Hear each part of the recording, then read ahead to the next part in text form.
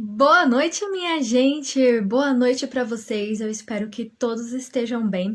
Hoje é um dia muito bacana, um dia muito especial e dá tempo ainda de vocês compartilharem para outros profissionais da área da educação ou até mesmo os pais que estão aí dentro, né, das altas habilidades superdotação com os filhos ou a si mesmo. Então, bora correr compartilhar, porque eu tenho certeza que essa live ela vai ser de grande valia. Ela tem muito a nos agregar hoje e bora simbora. Bom, para quem não me conhece, eu sou a Prof. Dória, Prof. Andréa Dória. Um pouquinho da minha história, sou mãe de um autista e professora também, então estou aí nos dois lados da coisa, né? Podendo falar com propriedade tanto na parte de pais como na parte dos profissionais, tendo essa sensibilidade para tudo isso que acontece dentro da educação especial e inclusiva. E o assunto de hoje é altas habilidades superdotação, vamos tirar eles da invisibilidade. E por que esse assunto é tão importante? Esse assunto está dentro da nossa lei. Ele faz parte da modalidade de ensino da educação especial e inclusiva e merece tanta atenção e merece tanto respeito quanto os autistas, quanto aqueles que têm síndrome de Down estão incluídos no ensino regular. É por isso que hoje eu trago a profissional Fabiane, me desculpa. Ela já tá aqui, eu vou chamar ela porque ela tem muita coisa para falar com a gente. Deixa eu chamar. Continue aí, pessoal, compartilhando. Vai ser massa a nossa live de hoje.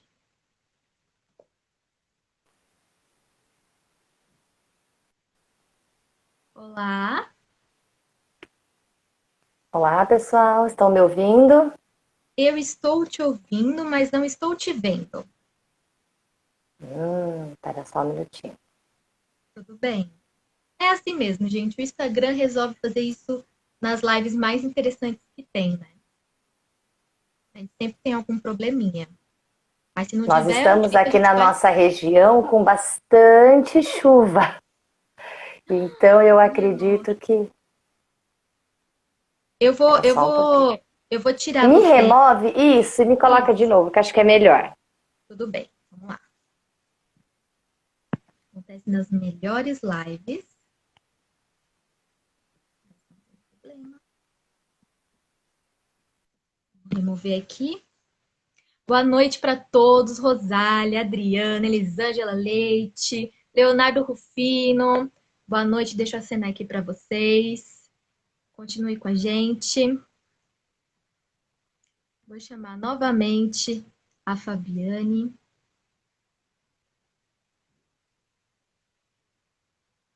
Rafael, Paulo.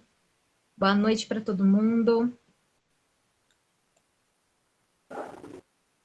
Fabiane.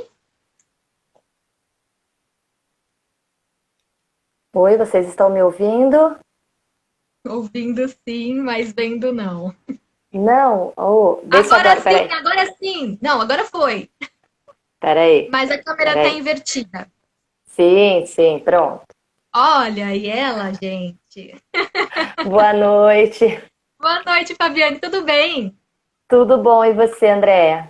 Tô bem, graças a Deus. Da onde você fala, Fabiane? Conta pra nós. Nós, eu estou falando de Piracicaba, interior do estado de São Paulo. Ai, coisa boa. Minha terrinha é São Paulo.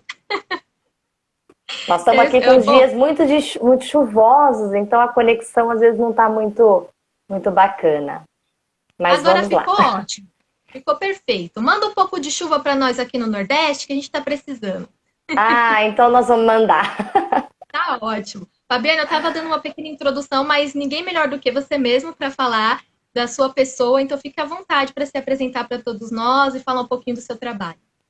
Bom, primeiramente, obrigada, Andréia, pelo convite, né, por estar discutindo esse assunto e trazendo essa questão que quando você me deu o título, eu já gostei, né, que é tirar essa questão das altas habilidades e da superdotação da invisibilidade. Porque essas crianças existem, estão dentro do contexto escolar, estão dentro das nossas famílias e muitas vezes elas estão invisíveis. Então, eu sou a Fabiane Favarelli Navega, eu sou pedagoga, psicopedagoga, sou formada há um pouco mais de 20 anos E eu sou docente do curso de pedagogia da Unifacp, que é o Centro Universitário de Paulínia. Trabalho com educação há mais de 20 anos e educação inclusiva.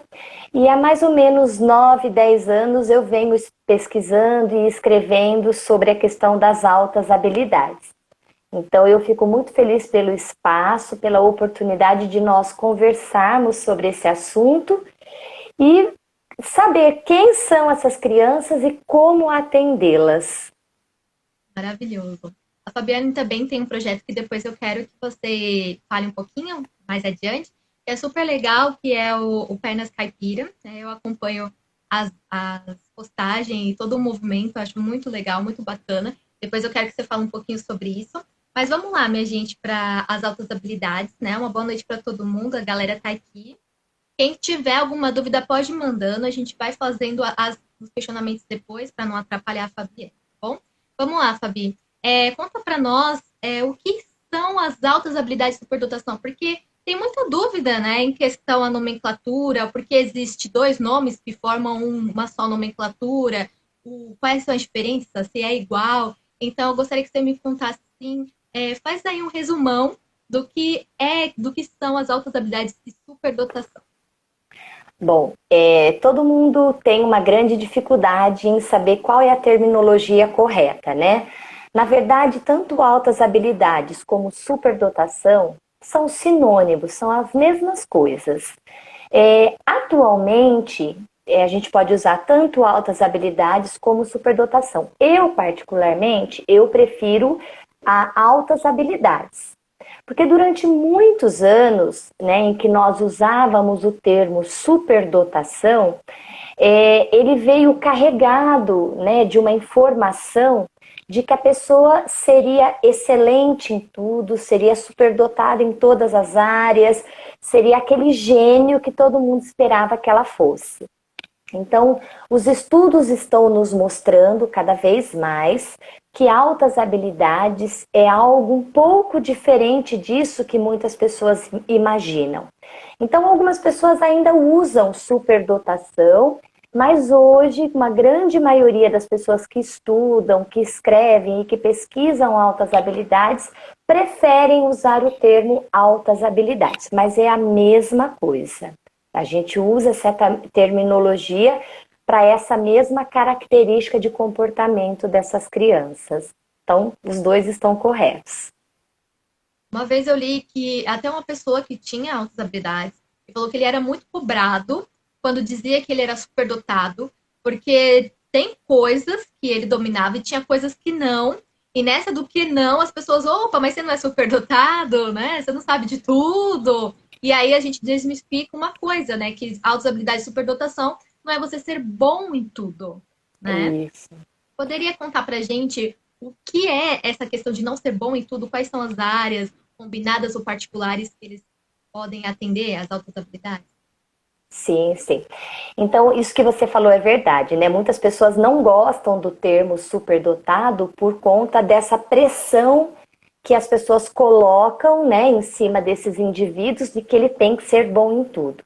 Na verdade, altas habilidades superdotação, a pessoa ela vai possuir 3 características. A primeira delas é um potencial acima da média, um grande poder criativo e um grande envolvimento com a tarefa. Então, essas 3 características estão presentes numa pessoa autohabilidosa superdotada, tá?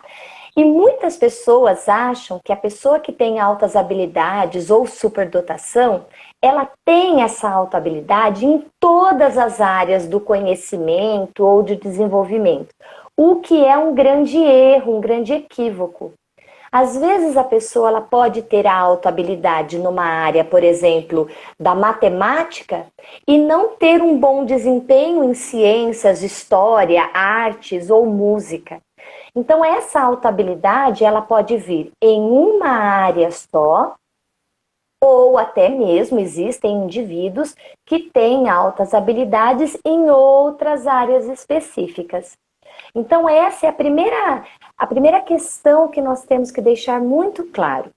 Existem pessoas autohabilidosas em diversas áreas e existem pessoas autohabilidosas em uma área só. Que áreas seriam essas? A área intelectual, acadêmica, aquela ligada aos conteúdos escolares, matemática, português, inglês, história, geografia. Essa seria uma primeira área. Uma segunda área é a área criativa. É aquela pessoa que tem um potencial criativo para inventar, para achar soluções para várias questões. Então, seria a segunda área. Uma terceira área seria a área da liderança. São aquelas pessoas que conseguem conduzir grupos, motivar pessoas, trazer um envolvimento, né, em termos de grupo, de liderança. Então, seria uma terceira área. A quarta área seria uma área psicomotora, que está ligada ao corpo, e aí se encaixam os bailarinos, os artistas, os atores, e a arte, né, a área ligada à arte. Então, nós temos aí 5 grandes áreas que comportam pessoas autohabilidosas. E aí vai de pessoa para pessoa, né? Essa questão de ter mais desenvoltura numa área ou não. E aí a gente vem naquela coisa do super gênio, né? Também, porque já deu para perceber que um super gênio não precisa só saber português e matemática, né? A questão do Isso. super, das altas habilidades. Quando a gente fala muito em altas habilidades e superdotação, muitas pessoas acham que só estão ligadas à questão do raciocínio lógico-matemático ou da questão da linguagem, o que é um erro. Nós temos aí grandes artistas, grandes líderes que são considerados autohabilidosos, mas que não se destacam na área acadêmica. Por exemplo, eu sempre, quando eu estou dando as minhas palestras, os meus cursos, eu sempre trago esse exemplo. Nós temos o Mandela, por exemplo, que foi um grande líder, né, comunitário e social. Mas era uma pessoa que não tinha tanta habilidade e não despontava tanto na parte acadêmica como na liderança. Então, assim, a gente tem, às vezes, embutido isso em nós, que o autohabilidoso e superdotado é só para a parte da aprendizagem acadêmica. E a gente acaba excluindo, eliminando ou não reconhecendo altas habilidades em outras áreas também. E dentro da parte acadêmica, nós também podemos destacar que não é porque ele é bom em matemática, ele vai ser bom em português ou em física, né? Porque são coisas extremamente diferentes. Eu estava lendo um pouquinho sobre Albert Einstein, e aí você vê grandes feitos, uma pessoa que tinha um raciocínio perfeito para física, mas ele era péssimo em matemática. Então a gente fica imaginando, meu Deus, Einstein era péssimo em matemática, e a gente acaba endeusando aquela pessoa, também tinha problemas de escrita. Então é uma coisa assim que a gente percebe que precisa ser mais estudada, as pessoas precisam entender mais, ela precisa estar mais visível para o conhecimento do próprio professor em sala de aula, né? Com certeza, eu acho que é desvendar os mitos. Essa oportunidade que as pessoas que estão aqui conosco estão tendo já é uma grande oportunidade, né? É você desmistificar esses mitos que norteiam os termos altas habilidades e superdotação, para que a gente possa compreender de fato quem são essas pessoas, porque essas pessoas existem. Elas estão dentro da nossa sociedade, da nossa escola, da nossa família, muito mais do que nós pensamos, né? Então, desmistificar esses mitos é extremamente importante. Maravilhoso. Nós temos aqui as perguntinhas, né? Quais são as características que podem ser identificadas pelos pais? E aí a gente já entra na questão dos professores também em sala de aula, né? O importante é a gente deixar bem claro, Andréia, que quando a gente fala em altas habilidades, uma criança autohabilidosa ou uma criança superdotada, nós não vamos ter um padrão, todas elas não vão ser iguais. Cada uma tem a sua particularidade, cada um tem a sua área de interesse e de desenvolvimento mais avançado, né? Então, isso é muito importante. É importante que isso fique claro, não existe um padrão.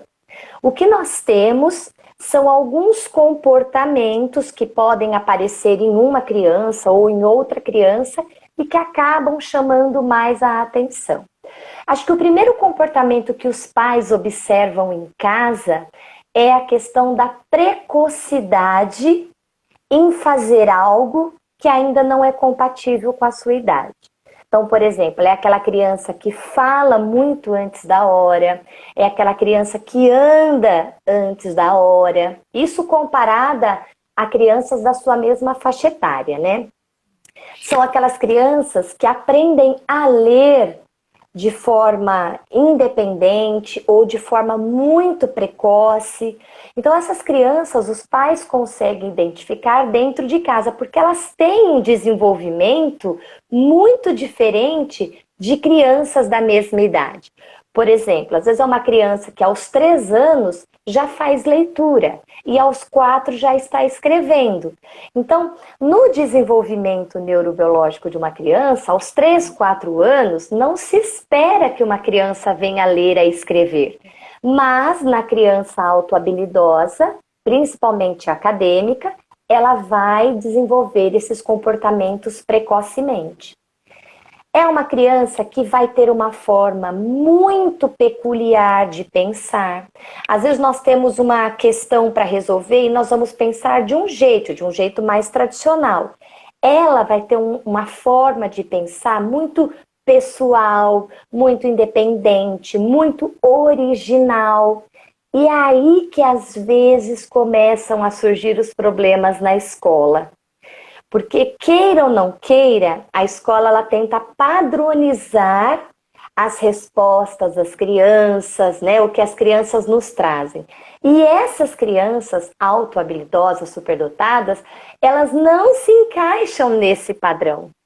E aí elas começam a encontrar os primeiros obstáculos, os primeiros problemas, porque elas têm uma forma diferente de pensar. Muitas delas são líderes, então elas conseguem dentro da família, dentro da sala de aula, conduzir os amigos, influenciar as pessoas, tentar colocar na cabeça dessas pessoas como é uma forma de se pensar. Então é muito comum essas crianças apresentarem essa liderança, né, esse poder de persuasão. Elas aprendem muito facilmente. Às vezes você explica uma vez só, ela já captou a mensagem, você não precisa ficar repetindo. E às vezes é lá na escola que vão aparecer pequenos problemas, né? Porque a escola, queira ou não queira, ela vai num ritmo. E às vezes a criança que tem essa autohabilidade, essa superdotação, ela está além desse ritmo. E aí é muito comum que os problemas apareçam.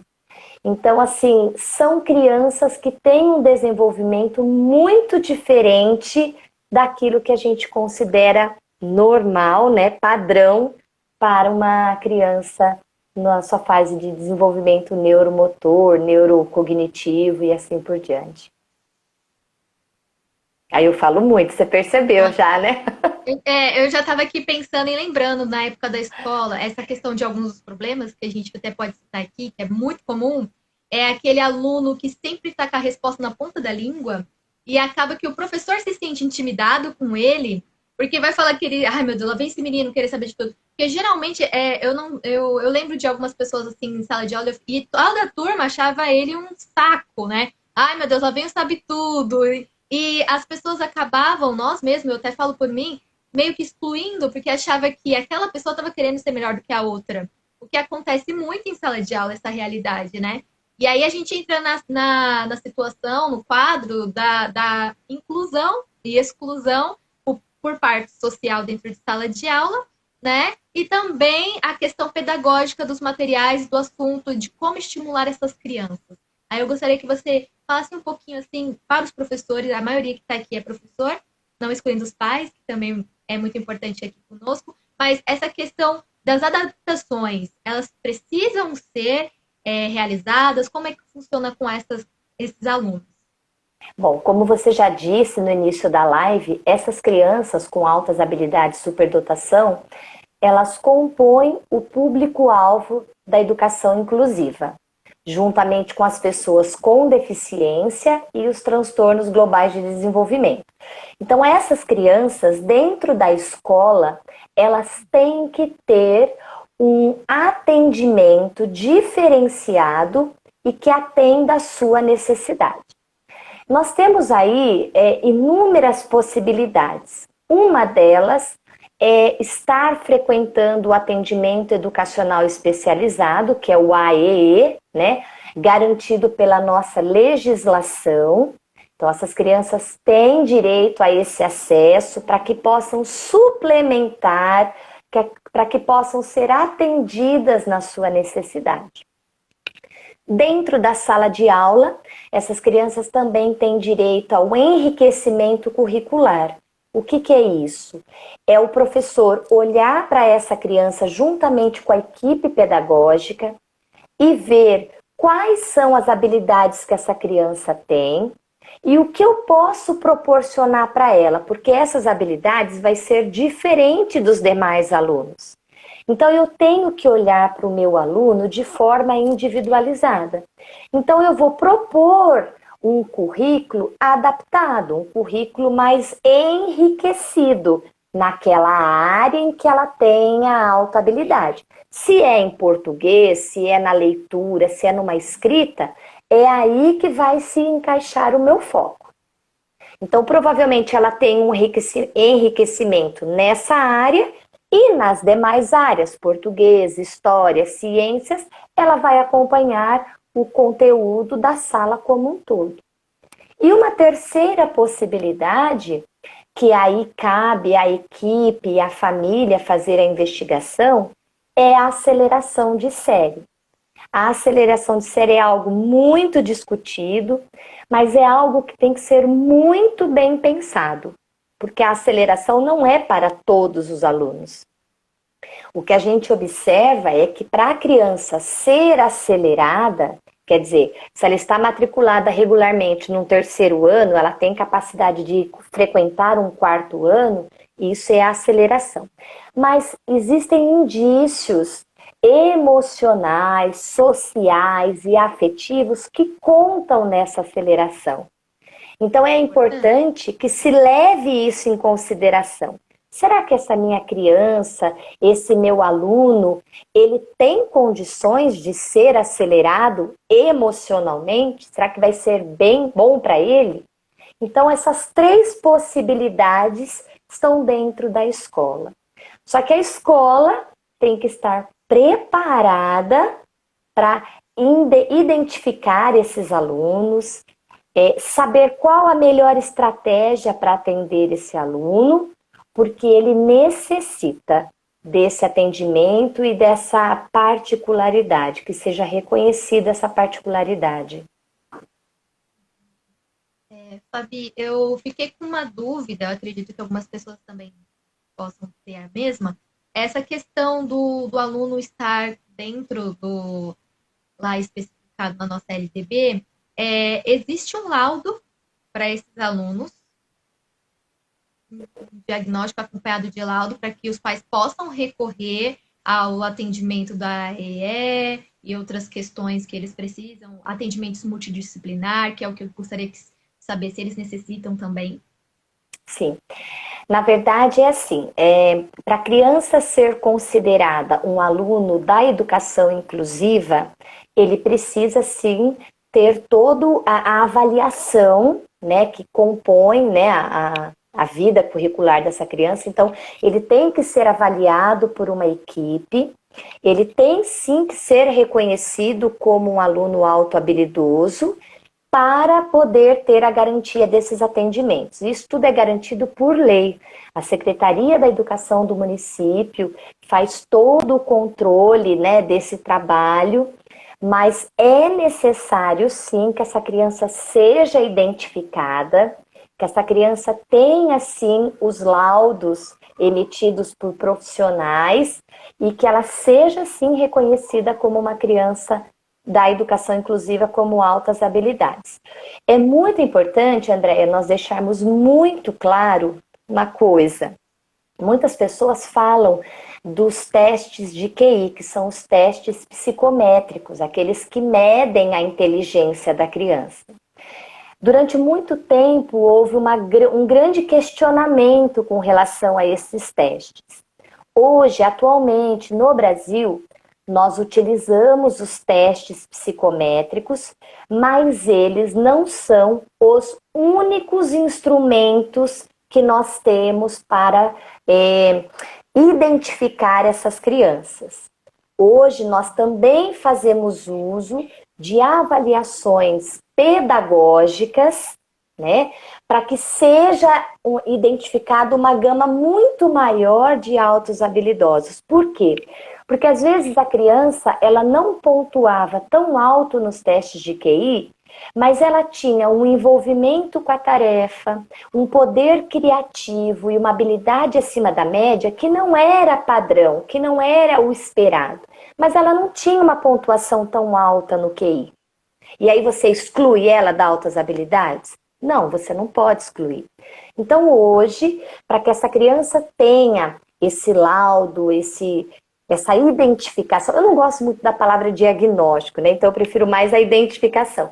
Para que ela tenha essa identificação, a gente faz uso tanto dos testes psicométricos, né? E aí a gente tem uma infinidade de testes, como também de avaliações pedagógicas que são desenvolvidas por equipes pedagógicas nas diversas áreas para que seja identificada a autohabilidade. Aí sim, a família, os pais podem cobrar, reivindicar e cobrar da escola mesmo essa questão do atendimento educacional especializado. Então é bem importante a gente deixar isso claro. Perfeito. Então, basicamente, o QI não é a resposta, né? Ele é Porque importante, geralmente. mas ele não é o único instrumento. Entendi, maravilhoso. Isso significa também que o profissional da educação precisa estar em constante aperfeiçoamento da sua área, né? Sem ter a necessidade de só se aperfeiçoar depois que a criança chegar e aí a loucura está feita, né? Porque aí a pessoa não sabe lidar, não sabe desenvolver, se frustra, frustra todo mundo e aquela bagunça. Então, a importância do profissional estar em constante performance de formação contínua faz a grande diferença para nós, né, Fabi? Outra Com coisa que eu certeza. sei dentro das características e existe a possibilidade de erro na hora de você observar a criança com altas habilidades, ela pode ter outra comorbidade, como o TEA, né, o Asperger, o Sim. TDAH. É muito comum assim. Existem essas possibilidades de criança com altas habilidades e também com comorbidades. Existem crianças que têm altas habilidades que têm dislexia. Existem pessoas que têm altas habilidades que têm disgrafia. Crianças com altas habilidades que têm o transtorno do espectro autista. Criança com altas habilidades que tem o TDAH. Isso pode ser possível. O que acontece é o seguinte: quando nós temos uma criança com essa comorbidade, com essas duas características, o que chama mais a atenção é a característica do déficit, não do negativo, mas assim, mais a questão do déficit. Por exemplo, se é um déficit de atenção, é isso que vai chamar mais atenção. Se é um transtorno do espectro autista, é isso que vai chamar mais atenção. E às vezes o profissional, ele não consegue enxergar a autohabilidade nesses indivíduos. É comum nós termos crianças autohabilidosas, mas também com dificuldades. Por exemplo, às vezes a criança ela tem uma autohabilidade na parte de artes, mas ela tem uma dificuldade na matemática. Então, isso que você falou do professor é extremamente importante. O professor, ele tem que saber o que é isso. Ele tem que reconhecer, ele tem que entender o que é a autohabilidade. Porque a partir do momento que ele consegue observar que o aluno dele, por mais desatenção que tenha, por mais dificuldade de leitura que ele tenha, mas ele também tenha comportamentos de altas habilidades, envolvimento com a tarefa, poder criativo e uma habilidade acima da média, ele consegue identificar esses dois pontos. Então, isso que você falou da capacitação do professor é extremamente importante. mesmo porque muitas vezes é o professor que vai identificar isso na escola. Se o professor não estiver capacitado, ele passa por cima disso, não atende o seu aluno e aí nós temos um problema gigantesco para resolver. Enorme. Eu imagino. Até porque são alunos, são crianças e biologicamente a maturidade não permite que eles tenham uma certa autonomia, né, naquilo que eles possuem. Às vezes eles nem entendem o porquê que são desse jeito, né?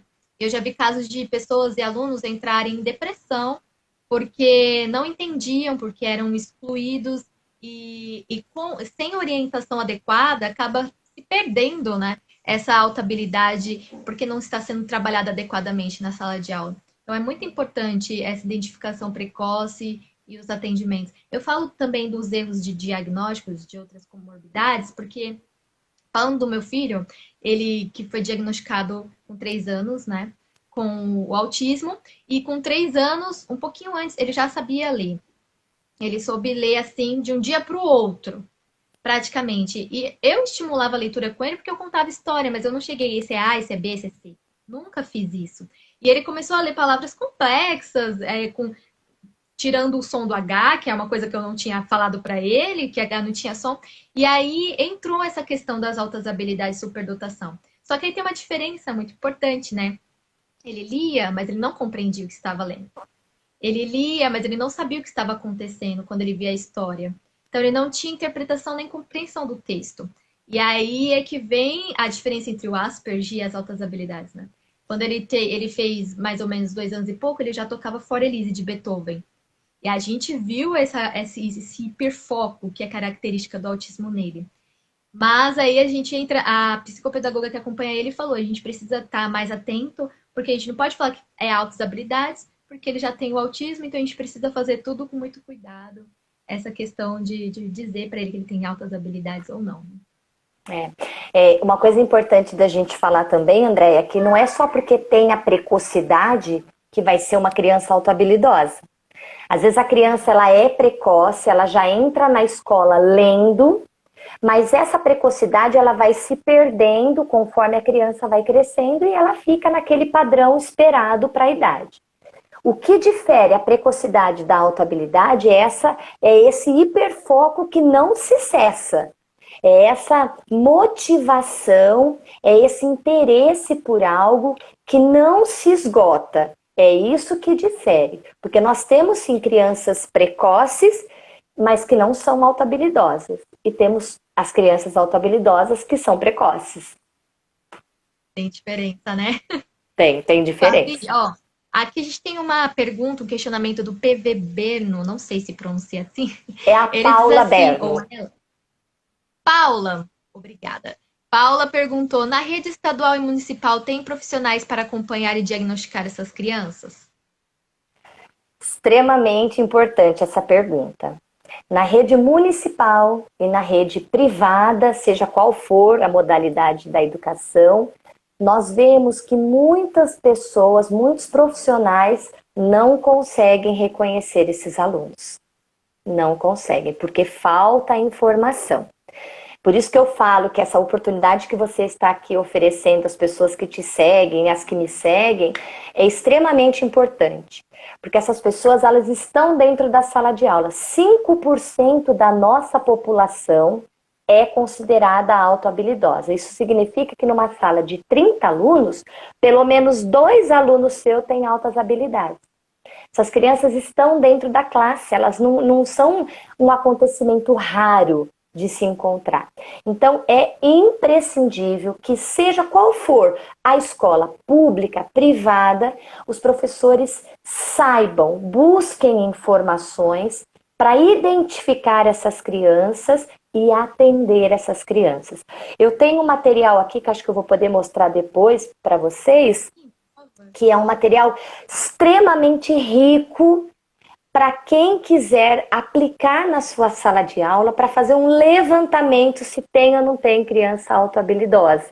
E aí você vai ver que por esse instrumento, você vai pensar naquele seu aluno. Você vai lá, eu acho que o Joãozinho, eu acho que ele se encaixa.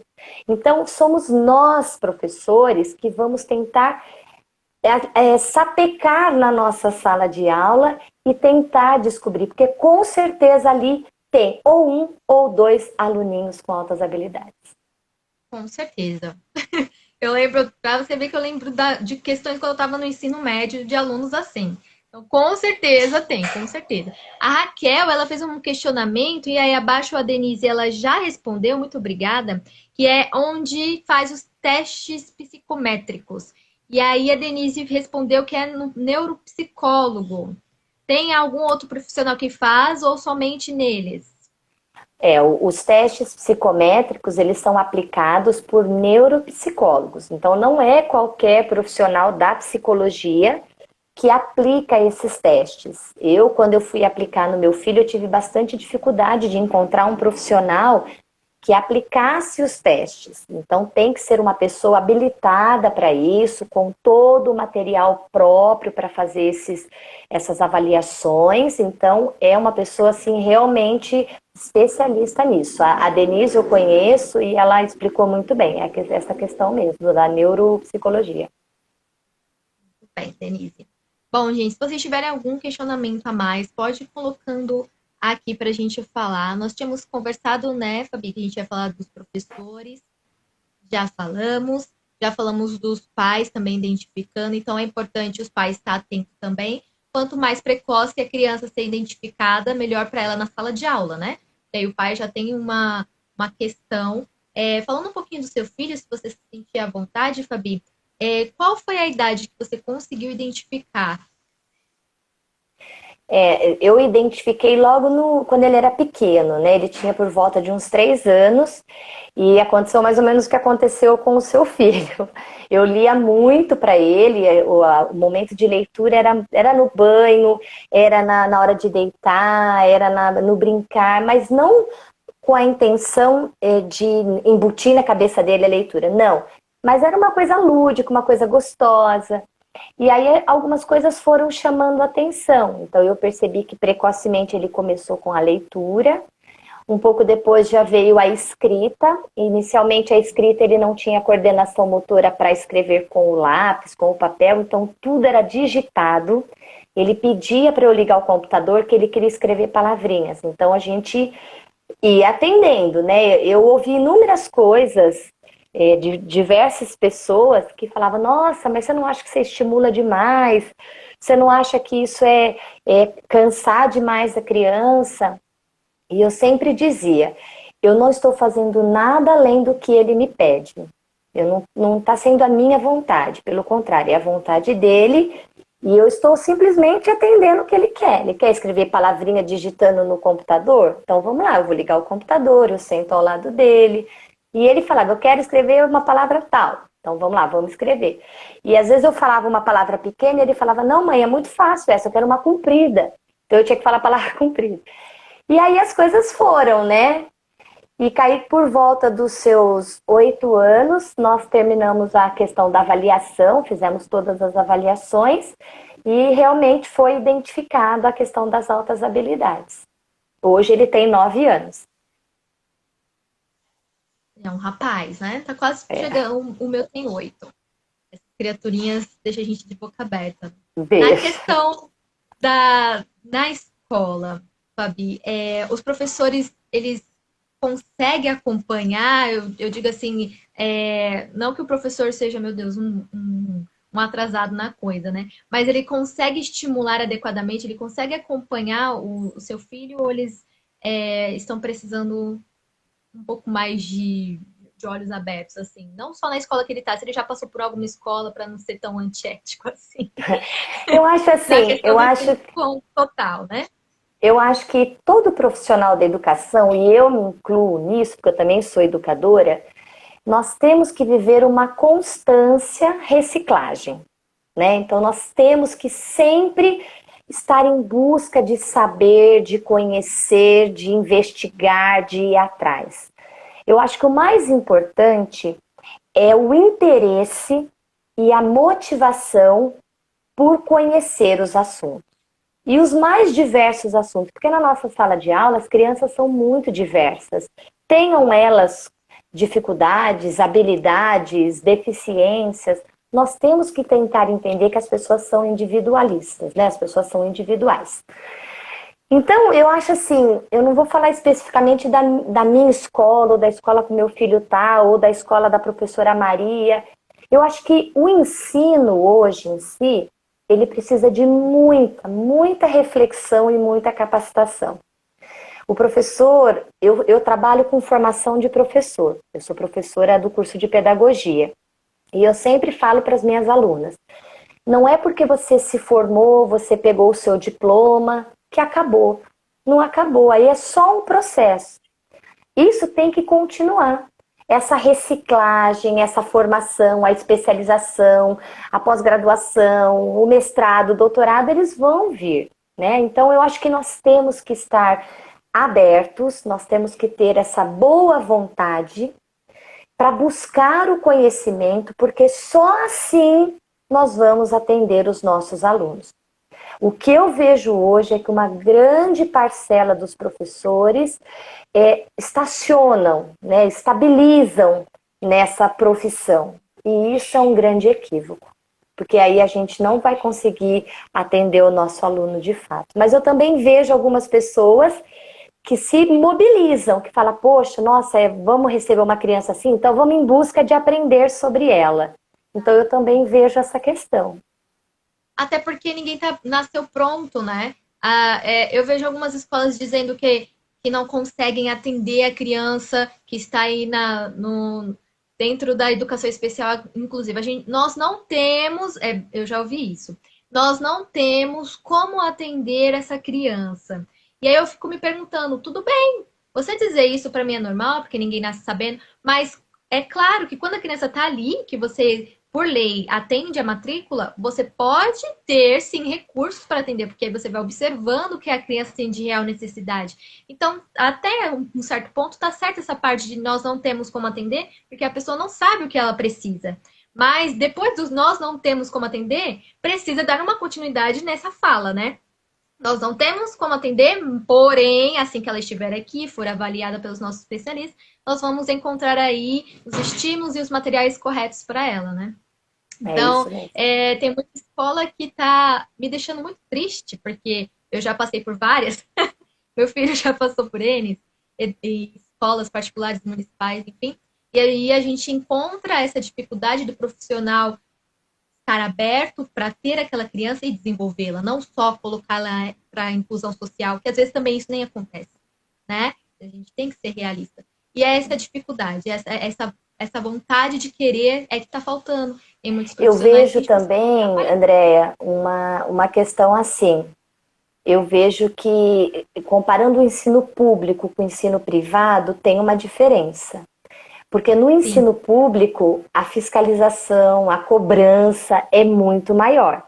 Então, eu costumo falar que na escola pública, a inclusão ela acontece de uma forma mais eficaz do que na escola privada. O que não deveria acontecer, né? Isso é um erro, não deveria acontecer. Mas que eu vejo pela minha experiência é que é na escola pública que de fato a inclusão acontece. Sim, tanto é que eu tirei de uma particular para colocar numa pública. E aí eu consegui observar muito mais evolução na parte pedagógica. Nós temos aqui outras questões. Vamos lá.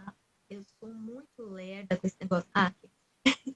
Professora Dória, seu filho tem professor auxiliar em sala de aula? Não.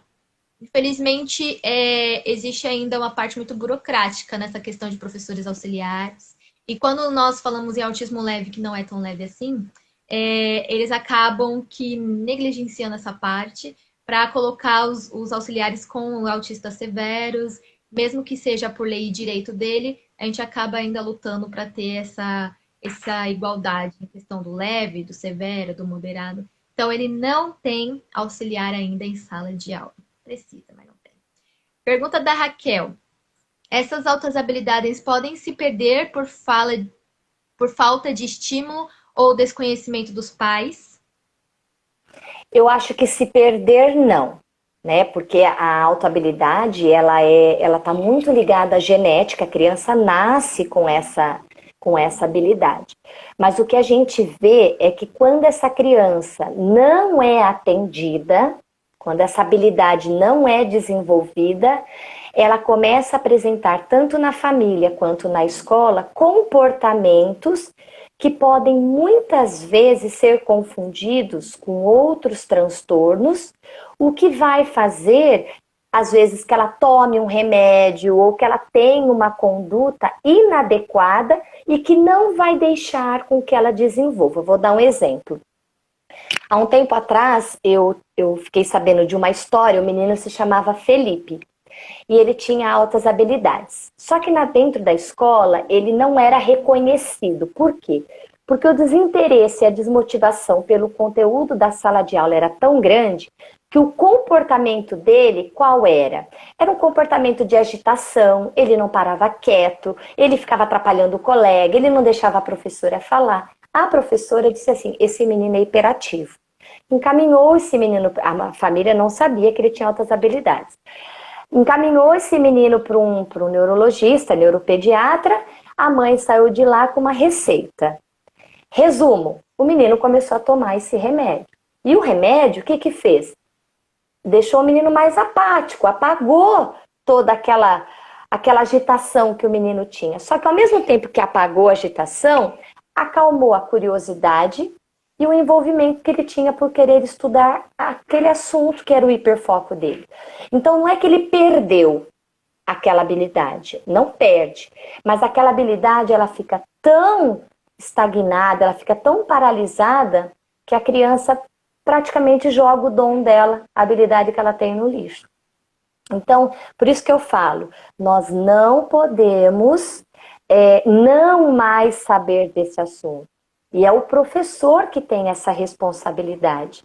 Olha só, a gente acaba com o potencial de uma criança por um equívoco, por um erro, por falta de conhecimento. Eis aí o problema que se enfrenta na sala de aula, né? A maioria das crianças agitadas, o professor já fala que é hiperativo, já fala que tem TDAH, e essa criança não para, ela já é hiperativa, tanto em sala de aula como até em famílias, né? Eu já vi muitas famílias falando, eu acho que meu filho é hiperativo. E acaba que acha que hiperatividade é só você ficar andando de um lado para o outro, que é a energia que a própria criança tem na idade dela, né? É bem isso que aí vem também os erros de diagnóstico, muito, muito bem colocado. Aí aqui, vamos ver se a gente tem mais alguma... o Paulo César Navega, conhece esse sobrenome. O pior, quando a instituição privada quer repassar o custo, o que é vedado.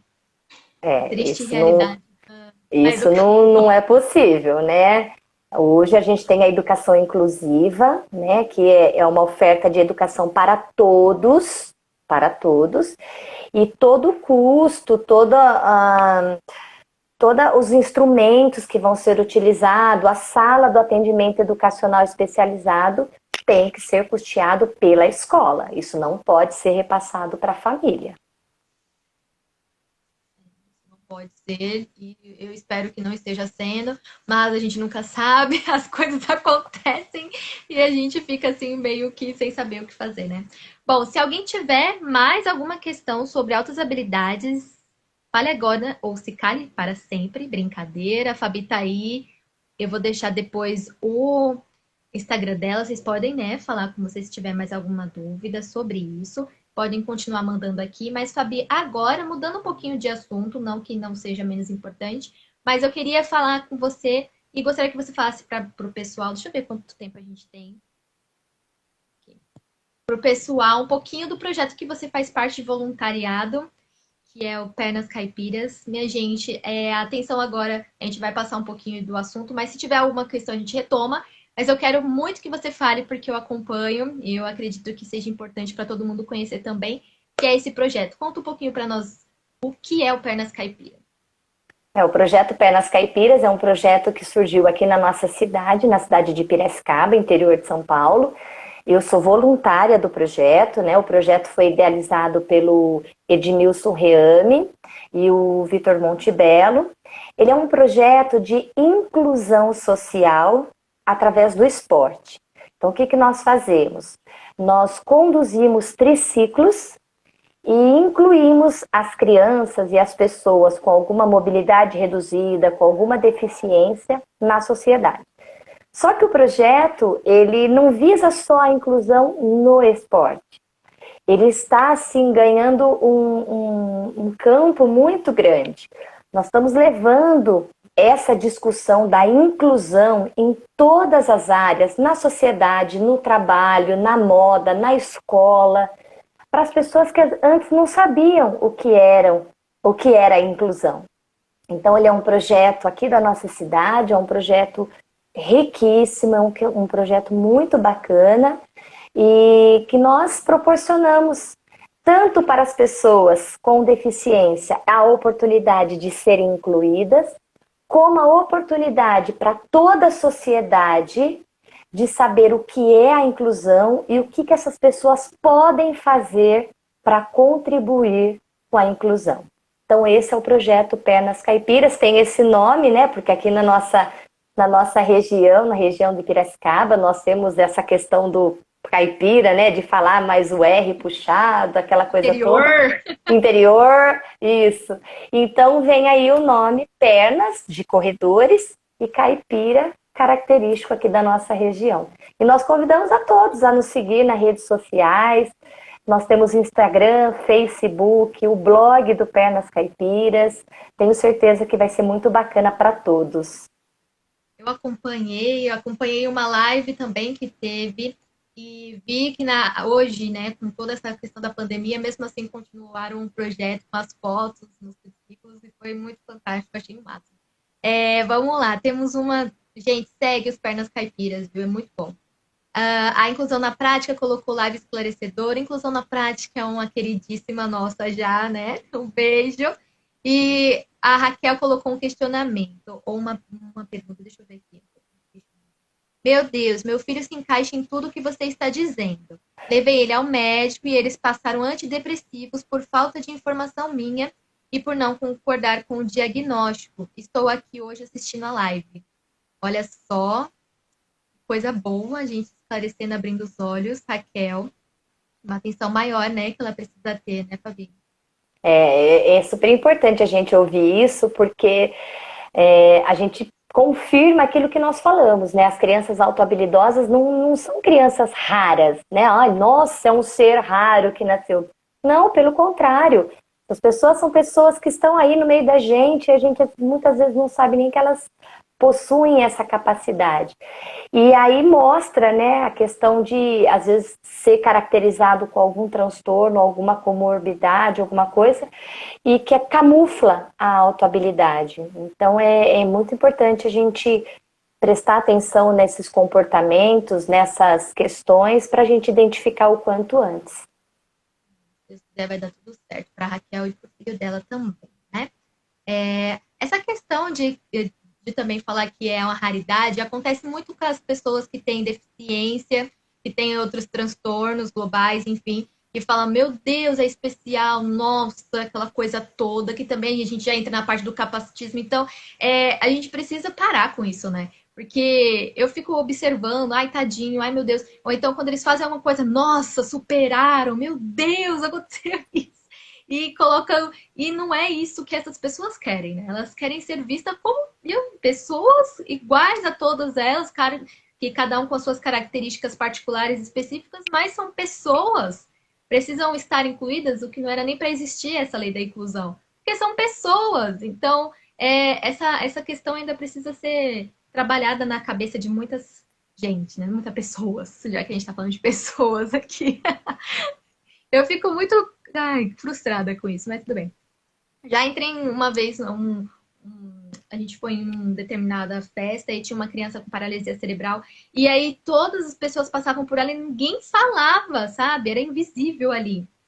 E você fica, ninguém tá vendo isso? Como assim? Ninguém tá vendo isso? E aí quando eu fui, sentei, conversei, aí tinha pessoas que ficavam me olhando assim, o que essa pessoa tá falando? E eu conversando normal, era uma criança, você gosta de desenho tal? E ele não era verbal, mas sorria e falava, eu peguei, era enxergar, né, como ser humano.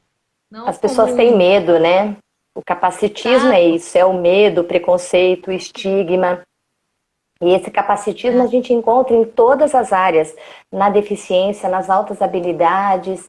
Muitos professores, eu costumo falar, mas eu não preciso fazer nada, ele aprende sozinho. Não, ele não aprende sozinho, ele precisa sim ser estimulado, né? Então, a gente tem que deixar de lado esses medos, esses preconceitos e tentar pensar o que eu posso fazer, como eu posso fazer, né? Eu acho que essa é o... Aqui a gente tem outra pergunta, se é possível do JL, se é possível identificar altas habilidades de superdotação na fase adulta. Sim, sim, é possível sim. Existem identificações tanto no ensino médio quanto no ensino superior. É muito possível sim. São pessoas que vão apresentar essas características que nós falamos em todo o momento da sua vida, né? Em toda a sua trajetória de vida. É possível sim. Isso vai da pessoa que vai reconhecer, né? Sim. E aceitar, né? Se aceitar, porque a maioria não tem essa. Aqui temos outra da Dri Medeiros. Quando a criança tem altas habilidades e não é conciliada com outras comorbidades, necessita do atendimento no AEE e acompanhamento com outros profissionais? Sim, independente se a criança tem alta habilidade com comorbidade, ela vai ter direito ao atendimento educacional especializado, porque na sala do AEE, que é no contraturno ao que ela frequenta, ela vai desenvolver projetos, ela vai fazer pesquisa, a partir do hiperfoco dela, da área de interesse dela, ela vai desenvolver atividades e projetos. Então, mesmo que ela não tenha outras comorbidades, ela tem direito também ao trabalho do AE. Sim, até porque está na nossa LDB, né? Meu povo. Está lá deficiências, transtornos globais e altas habilidades de superdotação. Tá bom? Então, é preciso. E aqui nós temos um comentário. Acho que sou super habilidoso. Então é preciso correr. Então é preciso correr aí atrás. Ué, nunca é tarde, né? Mais conhecimento sobre isso. Se a pessoa se acha dentro dessas altas habilidades, é necessário conhecer um pouco mais, né? Que aí acaba se conhecendo também. Bom, Fabi, eu aqui acho que acabou os questionamentos. Quem puder, quem quiser, na verdade, continuar. Mas eu estou muito feliz com a sua presença aqui. Foi uma live muito, mas muito esclarecedora. Eu fico feliz de poder trazer esse tema, porque eu sou também muito fascinada por ele. E eu acredito que esse bate-papo tem enriquecido a vida de muita gente aí que está nos assistindo. E é um despertar para os nossos profissionais da área de educação, né? Não levem isso como crítica, minha gente. Levem isso como uma oportunidade de vocês estarem se renovando, né? De vocês estarem se enxergando e podendo se aprimorar, porque a nossa função é essa, é desenvolver essas crianças. Então, nós não podemos ficar na idade da pedra, né? Com E certeza. toda essa informação que a Fabi nos passou é um tesouro que a gente pode guardar para o resto das nossas vidas ou guardar e desenvolvê-lo. Não entrar num ouvido no outro. A gente precisa fazer algo porque essas crianças são pessoas que têm total direito de aprender também. Fabi, se você quiser deixar um recadinho para a gente finalizar nossa live, fica à vontade. Quero agradecer a oportunidade, agradecer essa oportunidade de discussão do tema, esclarecimento do tema, a participação de todas as pessoas que estiveram conosco. Espero ter, né, sanado as dúvidas. Qualquer coisa, se quiserem perguntar mais alguma coisa, é só chamar no Instagram. E eu deixo um recadinho para que a gente possa olhar para essas pessoas, para essas crianças, para esses adultos, porque nós temos aí muitos talentos, nós temos aí pessoas que podem ser brilhantes lá na frente e nós não podemos ser omissos com isso, né? Não podemos ignorar essas capacidades. Assim como as que têm deficiência precisam ser atendidas, os que têm altas habilidades também. E minha gente, quem quiser o material que a Fabi ela mencionou durante a live, né, sobre identificar o aluno com altas habilidades, vocês mandam num direct ou para ela ou para mim, que nós vamos encaminhar por e-mail, tá bom? Então não perca essa oportunidade, gente. Olha só, tá aí a faca e o queijo na mão, né? Ó, pediram para mostrar. Isso, por favor. Esse aqui é um livro que foi traduzido pela Ângela Virgolin. A Ângela Virgolin é uma grande estudiosa em altas habilidades. É um livro muito bacana para professor, porque ele tem aqui várias atividades, vários testes pedagógicos para o professor poder olhar para a sua turma e pensar assim, será que o meu aluno é uma possível alta habilidade?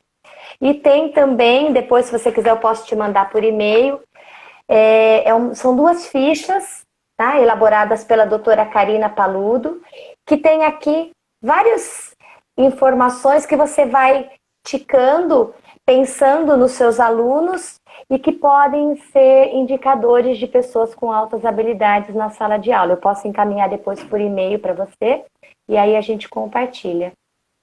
Tá ótimo. E aí vocês mandam no direct, tá, meu povo? Com os e-mails de vocês pra gente conseguir compartilhar. Não estou conseguindo ver a Meg Papelaria. Bom, eu acho que é por conta da imagem, Fabi. Mas aí ela tira uma foto, ela vai deixar especificado qual é o livro, né? E o material, as fichas, nós vamos passar por e-mail, tá bom? É só você mandar um direct com o e-mail de vocês, minha gente. Tanto para mim quanto para a Fabi. Tudo bem? Ai, não dá nem vontade de terminar. Mas, como eu sei que todo mundo tem o que fazer nessa vida, a gente vai chegando ao fim, mas eu quero agradecer a atenção de todos vocês que estiveram aqui com a gente. Um beijo, Fabi. Espero que a gente tenha novos encontros por aí, assim que possível, porque foi muito bom estar aqui com você hoje. Estou à disposição e espero nos rever em breve. Tá certo. Beijo, gente. Boa noite Tchau, para todos. pessoal.